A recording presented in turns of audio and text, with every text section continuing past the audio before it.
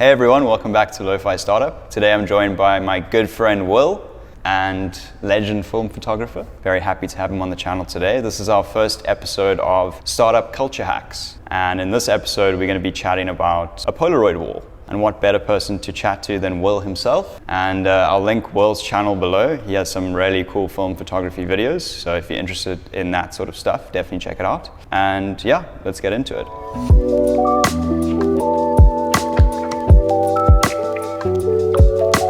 The first thing we're going to chat about is why Polaroid, or I guess why film in general. What's so special about it in terms of bringing a sort of cultural element to the workplace, I guess? I think the largest appeal for most people when it comes to film in general, but to talk specifically about Polaroids, is the physical nature of it, you know? Because I mean, everyone these days has a digital camera in their pocket. Like, you can take as many pictures of whatever you want as you want, and they'll exist eternally on the cloud or on a storage device. But with a Polaroid or a film camera, you take the picture and then it exists in a physical form, and you've got like more direct access to it. Like, it's got a higher perceived value for that reason. Yeah. I mean, Polaroids maybe not necessarily in the same sense as a proper film picture, but with a Polaroid, you take the picture, you've got the picture in your hands, and that's the only place it exists, you know? It doesn't get lost in your phone. I mean, it could get lost in a drawer, but I mean, it costs so much to shoot Polaroids these days that they become sort of an artifact to themselves as well, you know? So the main appeal would just be the physicality of it, I reckon, you know?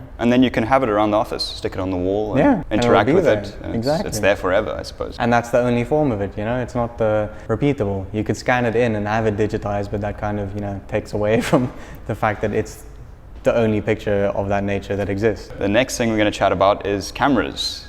What camera should you get to actually do this? We have two cameras here.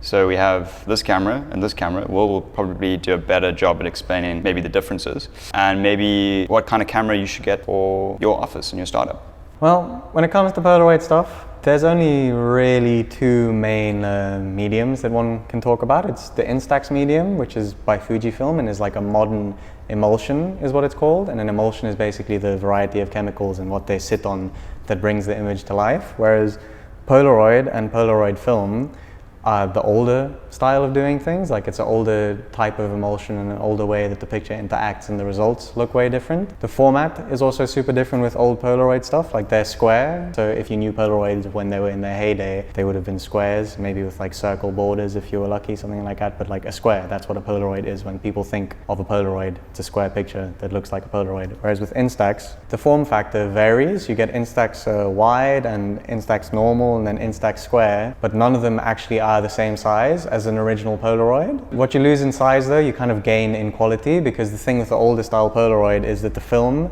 isn't actually made by Polaroid anymore. It's made by a company called Moment? Is it Moment? A different company makes the film. They bought the rights to use the Polaroid trademark, but it's not actually original Polaroid film. So there is variation in the color and the exposure and quality in general of Polaroid film that you'll use in the older Polaroid cameras. Whereas with Instax film, it's very consistent and the colors are very true. It's just the form factor that you miss out on, really. Got you. So I guess like if you want to start out maybe going with something like the Fujifilm Instax, maybe a bit cheaper than going for like the original Polaroid stuff, and maybe, give that a go. We have two sort of Polaroid walls at our office, which we'll show you, but we're kind of sticking to the original Polaroid for one of the use cases, and then we're going with the Instax for the other one. And I guess that brings me to the final section, which is like, what sort of things should you consider with like composition and just generally putting together a creative arrangement of photographs in general? I mean, the creative arrangement really depends on the subject matter, you know? It's nice to have photographs exist in a way where they sort of talk to each other. So if you've taken, I don't know, aspects of different things around the office, if one is like the color yellow and something else is the color blue, then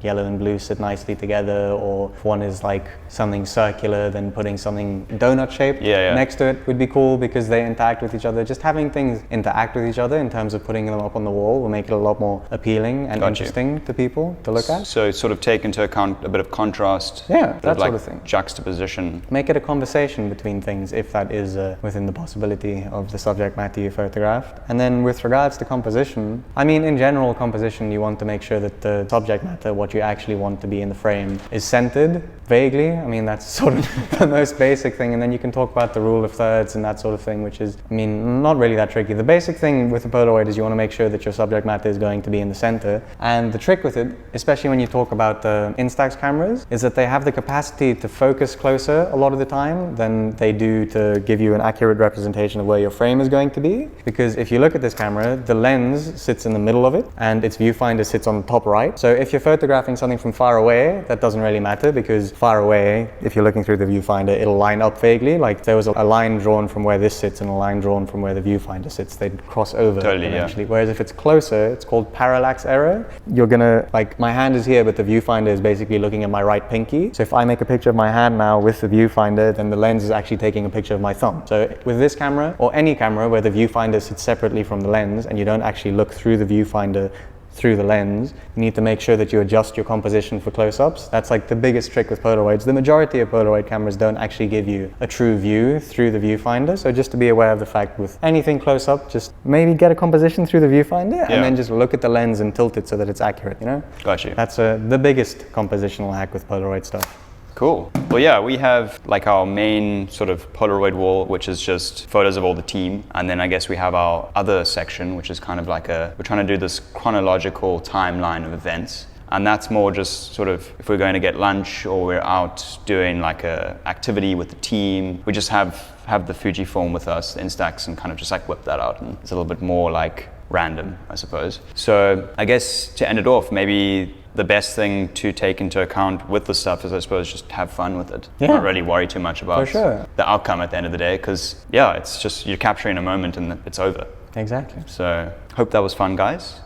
Thanks for tuning in. It was awesome to have Will with us today. It was a great pleasure. And we'll see you guys in some other videos. And yeah, cheers.